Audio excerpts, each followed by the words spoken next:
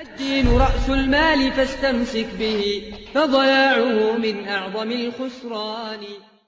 Rregulli i 8, i cili na mundson realizimin e pendimit në jetën tonë, është që të mos i shohim veprat tona të mira si diçka të shumtë.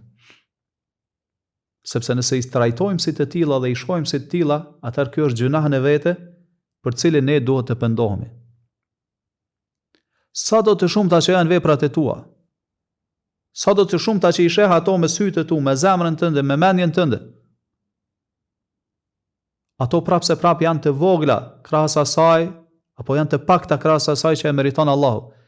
Dhe nëse ti i trajton si të tilla ato, i sheh si të shumta, dije se te Allahu pastaj ato janë zvoglohën dhe Allahu i trajton si diçka të vogël dhe të paktë.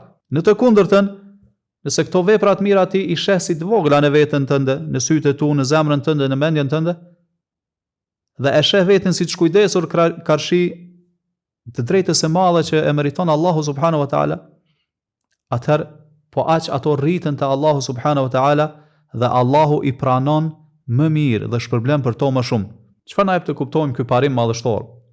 Na jep të kuptojmë se personi i cili e njeh Allahun subhanahu wa taala nëpërmjet emrave dhe cilësive të tij, e njeh ashtu siç e meriton Allahu subhanahu wa taala, atëherë veprat e tij të mira nuk i duken asgjë në sytë e tij. Si mund të krahasohen veprat tua të mira përballë pozitës së Allahut subhanahu wa taala që ai e meriton? Po ashtu, ky parim na jep të kuptojmë se sa herë që njeriu afrohet tek Zoti i tij, sa më shumë që afrohet tek Zoti i tij, veprat i duken më të pakta, i duken më të mangëta. Pse? Sepse pozita e Allahut vëllezër është madhështore. Është tejet e madhe. Allahu i meriton të gjitha veprat tua të mira. Allahu meriton që vazhdimisht të përmendet dhe kur të mos harrohet.